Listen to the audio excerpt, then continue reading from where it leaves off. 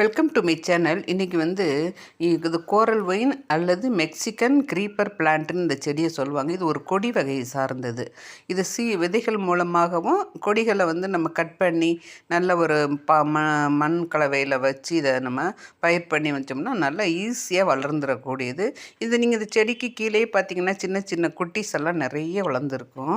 இது ஈஸியாக ஸ்ப்ரெட் பரவக்கூடிய ஒரு தாவரம் கொடி. இது நம்ம ஃபென்ஸில் எல்லாம் போட்டோம்னா நமக்கு நல்ல ஃபென்ஸை கவர் பண்ணி நமக்கு நல்ல ஒரு வேலி மாதிரி இருக்கும். ஆனால் இது நம்ம தோட்டத்தோட நடுவுலையோ அல்லது இதிலே வைக்க முடியாது. ஏன்னா இது வச்சோம்னா நிறைய வளர்ந்துட்டு மற்ற செடிகளை வளர விடாமல் பண்ணிடும். அதே மாதிரி இதை நம்ம ஹேங்கிங் பாட்டில் வச்சு ஹேங்கிங் பண்ணால் அழகாக பூக்கள் வந்து நல்ல சரஞ்சரமாக பார்த்திங்கன்னா அழகாக பூத்துருக்கும். அதே நேரத்தில் இதை வந்து நம்ம ஆர்ச் மாதிரி நம்ம காம்பவுண்டில் இருக்கிற அந்த கம்பியிலையோ அல்லது எந்த டிசைனோ நம்ம ஒரு டிசைன் பண்ணி அதில் விட்டோம்னா கூட இந்த செடி அதுக்கு தகுந்த மாதிரி அழகாக பூக்க ஆரம்பிச்சிடும். இதுக்கெல்லாம் பராமரிப்பு அதிகமே தேவையில்லை.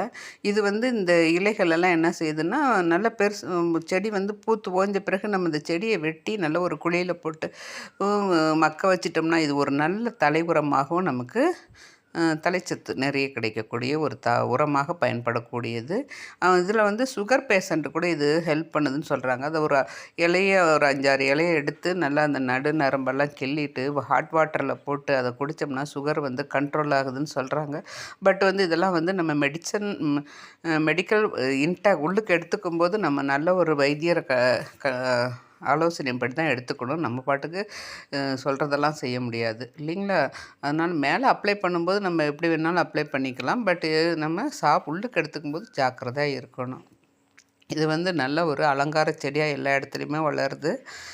இது நம்ம அவ்வளோவா கேர் பண்ணுறது இல்லை. பட் இது கலரு இது இலைகளை பாருங்களேன் என்ன அழகாக இருக்குது. ஹார்ட் ஷேப்பில் பார்க்குறதுக்கே ரொம்ப அதுவும் இந்த மழை நாளில் பார்த்திங்கன்னா நல்லா அதெல்லாம் க்ளீன் பண்ணி விட்ட மாதிரி செடி இலைகள்லாம் ஃப்ரெஷ்ஷாக இருக்குது. அதே பூக்களும் அழகாக இருக்குது.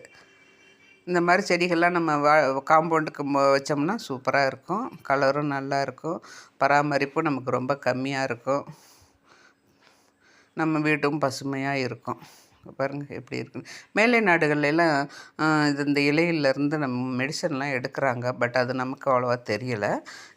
நம்ம வந்து இதை கலைச்செடியாக தான் பார்க்குறோம். யாருமே இதை வீட்டில எல்லாம் அதிகமாக வளர்க்குறதில்ல. நம்ம இதை தொட்டியில் வளர்க்கலாம். தொட்டியில் வளர்த்து ஹேங்கிங் பாட்டில் வளர்க்கலாம். அல்ல மற்ற இடத்துல வந்து நல்லா அலங்காரத்துக்காக இதை வளர்த்துக்கலாம். இங்கே பாருங்கள் இவ்வளோ அழகாக பூக்கள்லாம் பார்க்குறதுக்கே ரொம்ப அழகாக இருக்குது.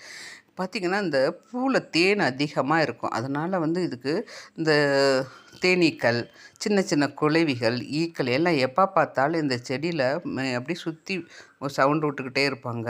அந்த மாதிரி இது வந்து இந்த தேன் எடுத்துகிட்டு இன்னொரு பூவில் போய் இன்னொரு செடியில் போய் இந்த தேனீக்களோ அல்லது இந்த வண்டுக்களோ உட்காரும்போது என்னங்கன்னா மகரந்த சேர்க்கை வந்து நல்லா ஈஸியாக நம்ம கார்டனில் வந்து ஏற்படும். அதனால் நமக்கு பூ பூக்கிறது காய் காய்க்கிற திறமையெல்லாம் மற்ற செடிகளுக்கு அதிகமாகும்.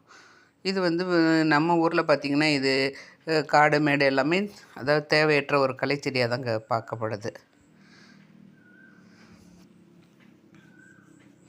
தேங்க்யூ. உங்களுக்கு என்னோடய சேனல் பிடிச்சிருந்துச்சின்னா லைக் பண்ணுங்கள், ஷேர் பண்ணுங்கள், சப்ஸ்கிரைப் பண்ணுங்கள்.